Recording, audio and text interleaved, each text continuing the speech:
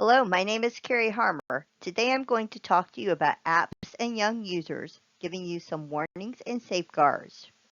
A few apps that I will briefly highlight include Gas, Kick, and Lensa. These apps have concerns regarding information sharing, photo sharing, child exploitation, and some child predator concerns. Lensa is a free photo editor app. However, the user can get magic avatars when they pay $7.99 for 50, $11.99 for 100, and $15.99 for 200. These avatars can be created using selfies that are submitted by the user and can be filtered with different filters such as fantasy and sci-fi. When looking at Lensa in the App Store, there appears to be no age restrictions, at least for Android users. Jones in 2022 investigated the app and noted concerns regarding what happens to the selfies that are submitted, even though the app states they are deleted immediately after the associated AI photos are generated. Along with that, Jones in 22 and Opina in 2022 and Sotil in 2022 reported concerns about copywriting. Some of the images seem to be tailored after the work of other artists without crediting them. According to Sotil in 2022, some of the AI avatars generated may be overly sensualized, especially females. Jones in 2022 and Sotil in 2022 also indicated concerns on potential of photos being misused, especially if those photos are being posted on social media accounts or shared with others that may or may not use them appropriately. Along with that, Prisma, the parent company of Lensa, reports no collection of metadata is used, such as GPS and location for photos. However, some photos automatically share this, risking personal information sharing. The social media app Gas allows users that are the minimum age of 13 to register. Once registered, these users can anonymously compliment others. Those others may be within the Gas app themselves, or they may be people through that person's contact list. You can also purchase an upgrade called God Mode for $6.99 per week. With this God Mode upgrade, users can get hints regarding people that may be secret admirers based on the polls that are conducted. According to Klein in 2023, decisions to upgrade are particularly concerning for younger users, especially because of the expense of the upgrade. Along with this, Klein also notes that the upgrade hints on secret admirer identity may pose risks to exposing personal information, and payment upgrade options pose concerns about personal information spread, especially with younger, less informed users who may not be as used to paying for items online and how to do so. Although the app is intended to boost self-esteem, children who do not make high ratings on polls may be bullied by peers or have feelings of low self-worth. Sex trafficking hoax was associated with this app in the past year as well, according to Klein in 2023 and Chong in 2023. Chong also specifically noted that the app may encourage children to compare themselves to each other, which is particularly concerning. The final app I want to highlight is Kick. It is apparently becoming more popular, but as an older user, I was unaware of it. There is a minimum age of 18 to use this particular app. It will connect with your personal contacts on your device and utilize GPS and other metadata to personalize your experience to connect you with others. Users can search for and join interest groups to chat with others and can utilize Kick codes by scanning one to chat or creating one themselves to anonymously chat.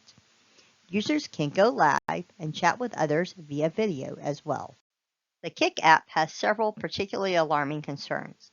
The app allows for users to be anonymous, however, this only goes so far, especially since it's collecting metadata.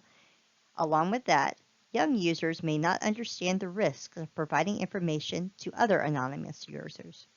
The Go Live feature brings people directly into the person's home and lives, which is a particular concern when you do not know who you are inviting into their home. Western District of Virginia Attorney's Office in 2022 convicted a Utah man of using the app to distribute pornography. Along with this, he discussed ways to advance efforts to molest a child and conceal sexual abuse to an online covert agent. The Attorney's Office of Western Indiana in 2023 convicted a pedophile who used the app to find other pedophiles and to share pornographic information and images. Because of concerns related to some of these social media apps, I would like to discuss some safeguards and some research-based ways to protect children. Maltese et al. In 2021 found that positive parent-child relationships were correlated with children having and developing less compulsive internet use in a year-long study of 261 8 to 11-year-old children. Gertz et al. In 2022 agreed with these findings, adding that extremely reactive parent responses to their children's social media use was correlated with problematic behaviors. Pre-planned rules and expectations resulted in less problematic behaviors, and more stable family functioning was also associated with less problematic social media use for children. Parenting styles and family dynamics can impact childhood internet use and social media use. Steinfeld in 2021 reported that restrictive internet monitoring and blocking was correlated with decreased internet activity but increased risky behaviors. Active mediation was correlated with increased internet activity but not with risky young adult behavior. Young adults may need opportunities to explore and experiment with good monitoring and blocking on the internet. However, overly restrictive parenting styles may limit their sense of autonomy and increase curiosity to a potentially dangerous level to experiment without guidance. Zhu and Ding in 2023 conducted a study on internet use and depression in children from China, ages 12 to 15, for a year. They found that the amount of internet use was associated with depression, but not cognitive ability. Children need guidance and limits to support appropriate use of the internet. Along with research, there are several local and federal resources to assist when considering social media for children.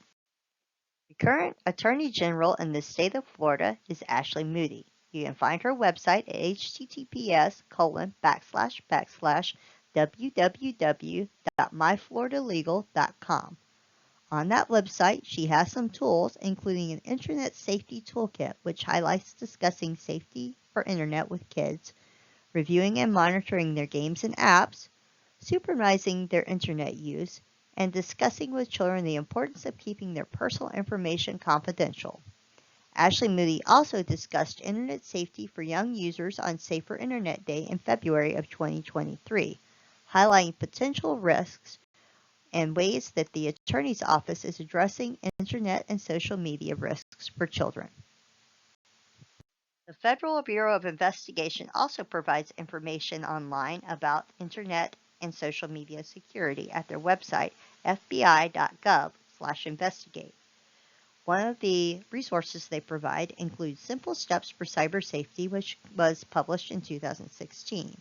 This resource highlights using strategies such as changing your online passwords often with different combinations, using two-factor authentication, being careful with your personal information, and protecting mobile devices and backing up information. Along with this, there's a safe online website for kids that provides games for 3rd through 8th graders on Internet facts and safety. There is also availability during the school year to gain teacher and student access. Finally, I wanted to discuss some parental monitoring and content blocking tools that parents can use to help keep children safe as they navigate the internet and social media. Although many tools will allow parents to both block and monitor internet content, I prefer Bark as far as its monitoring capabilities. It does appear to work better for Android mobile devices because of Apple's stringent third-party restrictions.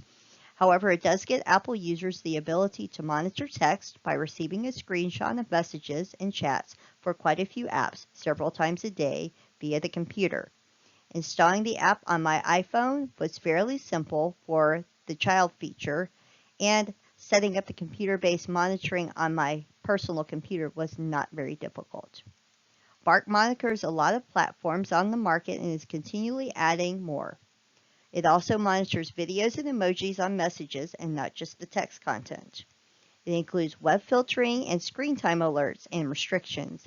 You can see any apps that are downloaded on the phone if new profiles have been created. There is also options for a Bark Phone and Bark Home monitoring for computers and other home devices. For blocking, I chose QStudio. It was fairly easy to download on my iPhone. From there, I could set up a VPN profile for a child on their device that coordinates with a profile that is set up on a parental app or computer. You can see the apps used by the child from the parent device or computer, and from there you can either block certain apps or allow certain apps. You can do the same thing with websites. Of note, messaging can only be monitored via QStudio on Mac computers with Catalina 14 or above, which is why I chose this tool as a blocking tool instead of a preferred monitoring tool.